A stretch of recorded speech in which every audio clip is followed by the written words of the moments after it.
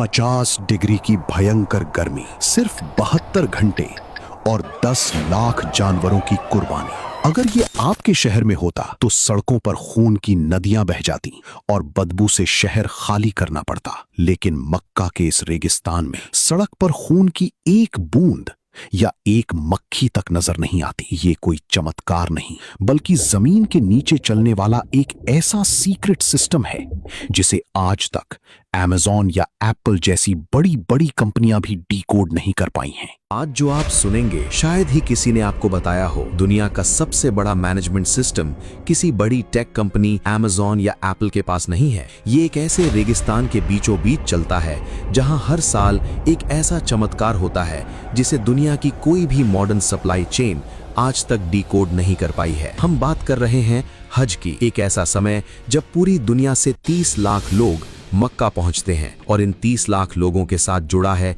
एक ऐसा secret operation जो सिर्फ और सिर्फ 72 घंटों के लिए एक्टिवेट होता है। लेकिन ये सिर्फ शुरुआत है, असली चौंकाने वाला हिस्सा तो अभी आने वाला है। अपने दिमाग में जरा एक कैलकुलेशन कीजिए, अगर आपके शहर में 10,000 जानवरों की कुर्बानी हो तो सड़कों का क्या हाल होगा। गंदगी, बदबू और बीमारियों का डर। अब सोचिए, एक ऐसी जगह जहां गर्मी 50 डिग्री सेल्सियस तक पहुंच जाती है और वहां सिर्फ 3 दिन के अंदर 10 लाख से ज्यादा जानवरों की कुर्बानी होती है। और हैरानी की बात यह है कि वहां एक मक्खी भी नहीं भिनभिनाती, खून की एक बूंद सड़क पर नजर नहीं आती। अगर आपको ये सब मैनेज करना होता तो आप कहां से शुरू करते? शायद आप हार मान लेते और कहते कि ये नामुमकिन है। यही सवाल सलमान के दिमाग में भी था। सलमान, जो भारत का एक टॉप सप्लाई चेन एनालिस्ट है, जब वो पहली बार हज पर गया तो उसे लगा कि यहाँ तो भयंकर अव्यवस्था होगी। उसका लॉजिक कहता था कि 10 लाख जानवरों का मांस एक ही जगह पर एक ही समय में प्रोसेस करना इंसान के बस की बात नहीं है। उसे लगा कि पक्का मांस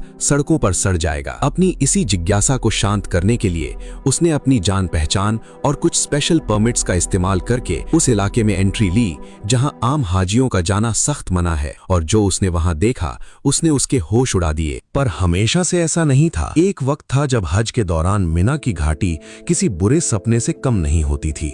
80 के दशक तक हाजी अपनी कुर्बानी खुद करते थे। लाखों जानवर खुले में काटे जाते थे। नतीजा, सड़कों पर मांस के पहाड़ लग जाते थे, बीमारियां फैलने लगती थीं, बदबू इतनी भयंकर होती थी कि सांस लेना मुश्किल हो जाता था। हालात इतने खराब हो जाते थे कि एक वक्त ऐसा भी था जब लाखों किलो गोश्त को जमीन में दफन करना पड़ता था, क्योंकि इतनी भयंकर गर्मी में उसे बचाने का कोई तरीका ही नहीं था। सऊदी सरकार के सामने एक नामुमकिन चुनौती थी। तो आपको क्या लगता है, इस समस्या को सुलझाने के लिए उन्होंने क्या किया? सन 1983 में सऊदी सरकार और इस्लामिक डेवलपमेंट बैंक ने मिलकर इस संकट का स्थायी हल निकाला। उन्होंने जमीन के नीचे और ऊपर एक ऐसा सीक्रेट शहर बसा दिया जिसके बारे में 99% लोग आज भी नहीं जानते। इस ऑपरेशन को सिर्फ एक देश नहीं, बल्कि पूरी मुस्लिम दुनिया के सबसे बड़े डेवलपमेंट नेटवर्क्स में से एक चलाते हैं। ध्यान से सुनिए, ये कोई आम कसाई खाना नहीं है। ये सिर्फ एक कसाई खाना नहीं, बल्कि 7 विशाल इंडस्ट्रियल शहरों का नेटवर्क है।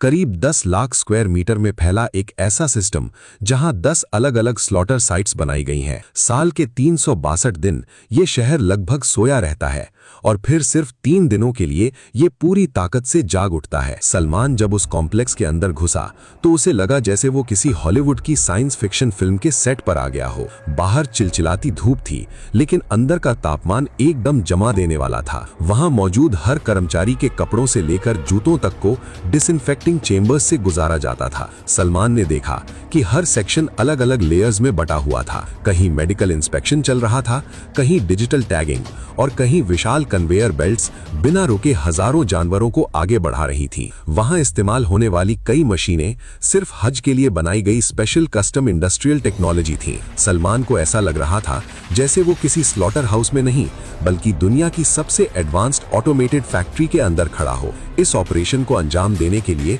पूरी दुनिया से 40,000 से ज्यादा ट्रेंड कसाई, वेटरनरी डॉक्टर्स और इंजीनियर्स को स्पेशल चार्टर्ड फ्लाइट से मक्का लाया जाता है। हर जानवर के कान में एक डिजिटल टैग लगाया जाता है जिससे उसका पूरा रिकॉर्ड सिस्टम में सेव हो जाता है। यहाँ सिर्फ हेल्थ नहीं, बल्कि शरिया के हर नियम को भी मशीनों और विशेषज्ञों की मदद से वेरीफाई किया जाता है। जहाँ एक तरफ जानवरों की मेडिकल स्कैनिंग हो रही थी, वहीं दूसरी तरफ ऑटोमेटेड मशीनें हजारों पैकेट स्लॉट्स को सील कर रही थीं। हर स्लॉटर लाइन के ऊपर विशाल स्टील क्रैक्स लगे हुए थे, जिन पर पूरा प्रोसेस बिना रुके आगे बढ़ता रहता था। अब इस सिस्टम की रफ्तार का अंदाजा आप इससे लगाइए कि यहाँ औसतन हर 7 सेकंड में एक कुर्बानी प्रोसेस हो जाती है। जी हाँ, सिर्फ 7 सेकंड। सिर्फ कुछ सेकंड की देरी भी पूरे सिस्टम को बिगाड़ सकती थी, इसलिए हर मशीन एक दूसरे से सिंक्रोनाइज थी। अब इस पूरे सिस्टम को इंसान नहीं बल्कि आर्टिफिशियल इंटेलिजेंस मॉनिटर करती है। एक कंट्रोल रूम ऐसा भी था जहाँ दीवारों पर लगी विशाल स्क्रीनें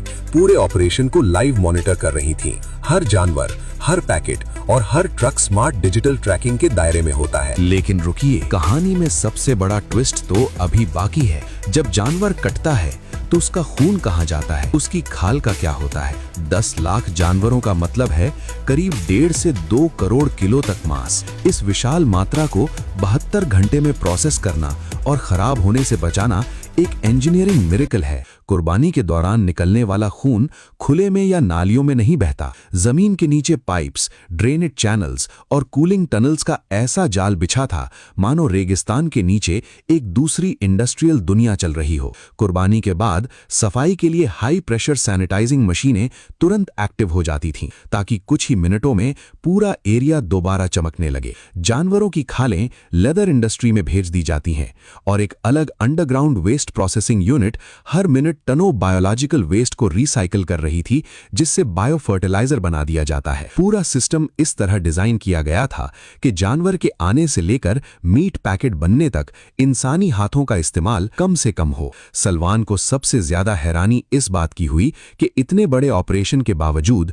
वहां इंसानों से ज्यादा मशीनें काम करती नजर आ रही थीं। जैसे ही गोश्त तैयार होता है, बड़ी बड़ी ऑटोमेटेड मशीनें उसे काटती हैं। सलमान ने देखा कि कुछ मशीनें इतनी तेज थीं कि इंसानी आंख उनके ब्लेड्स की मूवमेंट तक नहीं देख पा रही थी। इतनी विशाल मात्रा में मांस को खराब होने से बचाने के लिए इंडस्ट्रियल वैक्यूम पैकिंग मशीनें लगातार 24 घंटे काम करती रहती थीं। कुछ जगहों पर रोबोटिक आर्म्स गोश्त को कन्वेयर बेल्ट से उठाकर सीधे फ्रीजिंग सेक्शंस में डाल रहे थे। इन फ्रीजर्स की क्षमता इतनी विशाल है कि इनमें 7 लाख जानवरों का गोश्त एक साथ स्टोर किया जा सकता है।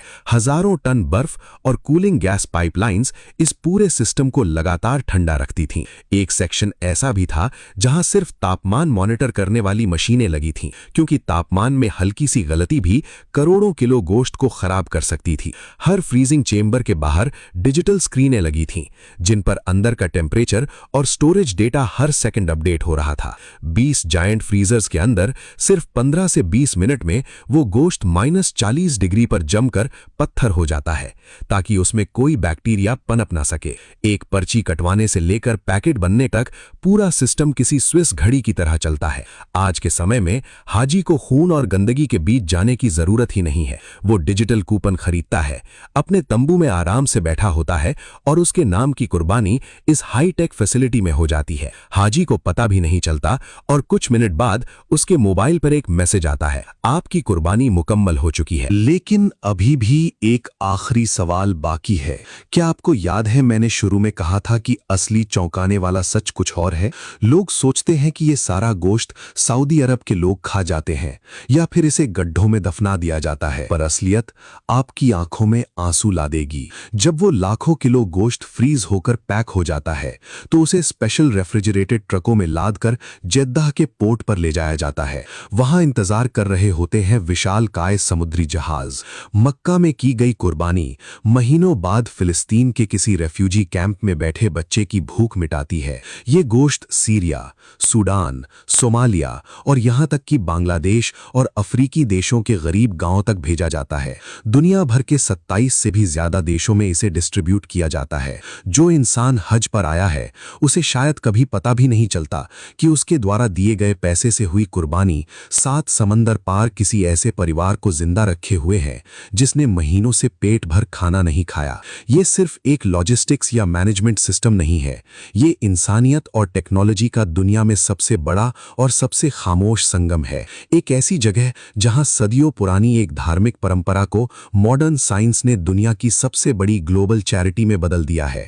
एक ऐसी सप्लाई चेन जहां न कोई प्रॉफिट मार्जिन है, न कोई मार्केटिंग, बस एक ही मकसद है कि दुनिया के किसी कोने में कोई इंसान भूखा न सोए। अब एक बार फिर से सोचिए, 10 लाख जानवर, हर 7 सेकंड में एक कुर्बानी, 40,000 लोग, 7